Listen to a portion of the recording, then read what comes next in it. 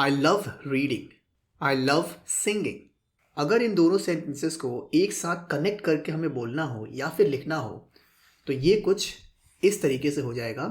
I love reading and singing, they study hard, they failed.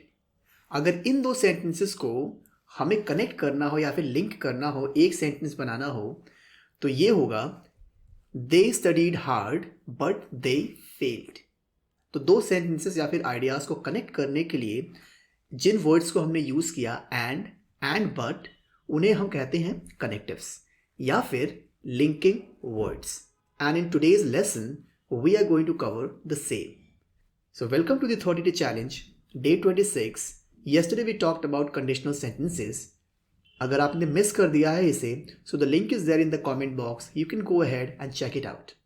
Let's start with the first type of connectives, that is addition. Addition मतलब एक बात बोली और उसी से मिलती जुलती मुझे दूसरी बात बोलनी है। तो इसके लिए हम यूज़ कर सकते हैं and, जो कि आपको ऑलरेडी पता है और आप ऑलरेडी यूज़ करते हैं। For example, I enjoy reading and I also love watching movies.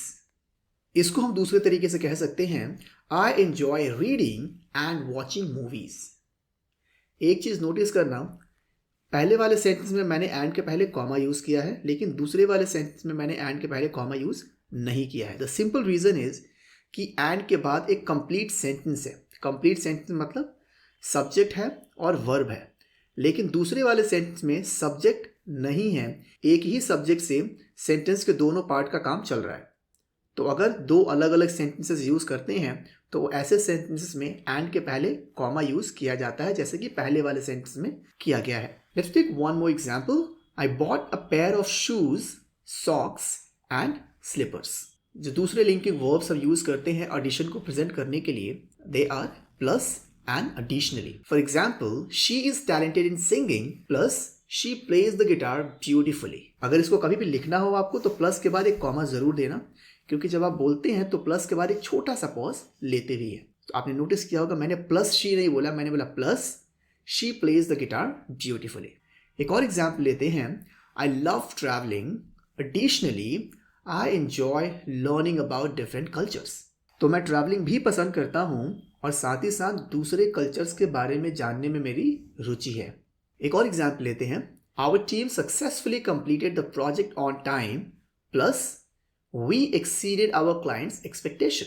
तो हमारी टीम ने प्रोजेक्ट को टाइम पे कंप्लीट भी कर दिया और जितना क्लाइंट एक्सपेक्ट कर रहा था हमने उससे ज्यादा काम करके दिया। The next section is about contrast. अगर एक हिस्सा दूसरे हिस्से से उल्टा हो, फॉर एग्जाम्पल दे स्टडीड, अब कोई स्टडी करेगा तो उम्मीद क्या है कि वो पास होगा, बट दे फेल्ड, तो ये उल्टा हो गया। ऐसे केस को बोलते हैं कॉन्ट्रास्ट। इसके लिए हम यूज करते हैं but, however, on the other hand. यहाँ पे मैं वो वाले कनेक्टिव से बता रहा हूँ जो कि मोस्टली यूज किए जाते हैं, और साथ ही साथ आपको सारे के सारे यूज नहीं करते हैं। आप पिक कर सकते हो कि कौन सा यूज करना चाहते हो आप और कौन सा आप यूज करना नहीं चाहते हो। Let's take some examples here. I wanted to go to the beach but it started raining. तो ये एक दूसरे को सपोर्ट करने वाली एक्टिविटीज नहीं है, इसीलिए यहाँ पे हमने बट को यूज किया है। The next example is I am not a morning person, मतलब मैं सुबह उठने वाला इंसान नहीं हूँ। However I wake up early for work. तो मैं सुबह उठने वाला इंसान नहीं हूँ, लेकिन फिर भी सुबह उठता हूँ काम की वजह से। तो फिर से इन दोनों एक्टिविटीज में जो है कॉन्ट्रास्ट है, they are opposite to each other, और इसको कनेक्ट करने के लिए हमने यूज किया है हाउएवर। सेम हाउएवर की जगह पे हम ऑन द अदर हैंड भी यूज कर सकते थे। For example, he is outgoing. Outgoing मतलब extrovert. On the other hand his sister is shy. वो तो एक्सट्रोवर्ट है, लेकिन उसकी सिस्टर कैसी है? She is shy. अगेन दोनों अलग अलग हैं, और इसको कनेक्ट करने के लिए हम हाउएवर भी यूज कर सकते हैं, बट भी यूज कर सकते हैं, ऑन द अदर हैंड भी यूज कर सकते हैं। You need to decide what you want to use. The next is cause and effect या फिर कॉज एंड रिजल्ट। ये सारे वर्ड्स इस मैसेज को दिखाते हैं जो हैं बिकॉज, इसको हम बिकॉज भी बोलते हैं, so and therefore. For example, I couldn't attend the meeting because I had a doctor's appointment. मैं मीटिंग अटेंड नहीं कर पाया क्योंकि मेरे पास डॉक्टर का अपॉइंटमेंट था। तो यहाँ पे ये कॉज बता रहा है और इसलिए हमने बिकॉज यूज किया। The next example is it was getting late so we decided to leave. तो यहाँ पे कॉज क्या है?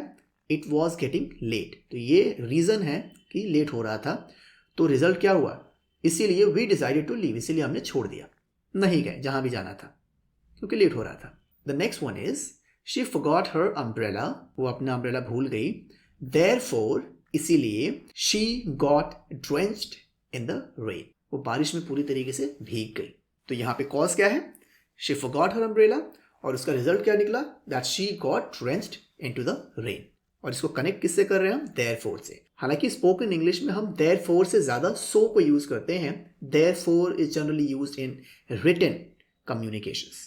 The next is about time sequence.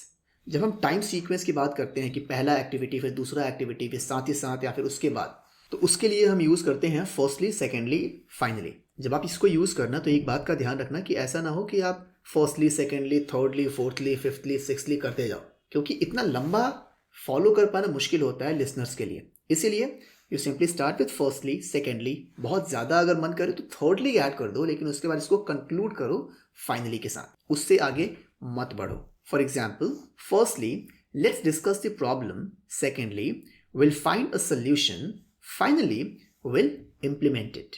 इसके साथ ही साथ हम यूज़ कर सकते हैं मीनवाइल एंड सब्सिक्वेंटली। मीनवाइल का मतलब साथ ही साथ, कि एक काम हो रहा है उसी टाइम पे दूसरा काम हो रहा है। सब्सिक्वेंटली मतलब एक एक्टिविटी के बाद दूसरी एक्टिविटी हो रही है। For example, I will prepare dinner, meanwhile you can set the table. तो मैं डिनर प्रिपेयर कर रहा हूं और उसी के दौरान तुम टेबल सेट कर दो। मतलब दोनों की दोनों एक्टिविटीज एक साथ हो रही हैं, एक तरफ मैं कुछ कर रहा हूं और दूसरी तरफ तुम कुछ करो। The next example is she got a promotion, subsequently she move to a new city. पहले she got the promotion, subsequently मतलब पहले एक्टिविटी के बाद। तो प्रमोशन पाने के बाद she moved to a new city. तो जब भी आप स्टेप्स बताते हैं कि पहले ये हुआ उसके बाद ये हुआ, तो आप इसको यूज कर सकते हैं कि first this happened, subsequently the other activity happened. जब भी हमें सिमिलैरिटी के बारे में बात करनी हो, we can use these two linking words, जो कि हैं similarly and likewise. For example, she enjoys painting, similarly her brother loves photography. तो उसे पेंटिंग पसंद है और वैसे ही उसके भाई को फोटोग्राफी पसंद है। The next one is she prefers T, likewise I also enjoy a cup of T. तो उसे भी चाय पसंद है और लाइकवाइज मतलब जैसे उसे पसंद है वैसे ही मुझे भी चाय पसंद है। एक और एग्जाम्पल लेते हैं और यहाँ पे आपको एक और कनेक्टिव दिखेगा जो है इन the same way. He solve the problem in the same way she tackled her challenges. तो उसने प्रॉब्लम सॉल्व किया उसी तरीके से जैसे ये चैलेंजेस को टैकल करती है। तो सिमिलैरिटी दिखा रहे हैं और इसीलिए we are using in the same way. यहाँ पे हम लाइकवाइज भी यूज कर सकते हैं, यहाँ पे हम सिमिलरली भी यूज कर सकते हैं। कभी कभी हमें एग्जाम्पल्स देने की जरूरत पड़ती है अपनी बात को समझाने के लिए, उस केस में we can use these connectives. पहला है फॉर एग्जाम्पल, बड़ा कॉमन सा है। एक एग्जाम्पल लेते हैं, I enjoy outdoor activities, for example hiking and cycling. तो मुझे आउटडोर एक्टिविटीज पसंद है जैसे कि हाइकिंग या फिर cycling. We can also use such as, जैसे कि she has various hobbies such as painting and playing the piano. तो जब भी एग्जाम्पल देना हो तो वहां पे हम सच एज यूज कर सकते हैं या फिर फॉर एग्जाम्पल यूज कर सकते हैं। जब बहुत देर बात कर ली हो और फिर उन सभी बातों को समराइज करना हो, कंक्लूड करना हो, तो उनके लिए हम इन सारे कनेक्टिव्स को यूज कर सकते हैं। For example, in conclusion I believe that we should focus on sustainability. अब बहुत देर से डिस्कशन चल रहा था एक मीटिंग में कि हमें ये करना चाहिए, ये करना चाहिए, ये करना चाहिए, ये करना चाहिए। एंड में आपने कहा कि कंक्लूजन ये है भैया कि हमें सस्टेनेबिलिटी पे फोकस करना चाहिए, बाकी चीजें आती जाती रहेंगी। इन कंक्लूजन के साथ साथ हम यूज कर सकते हैं to sum up. For example, to sum up the main points are.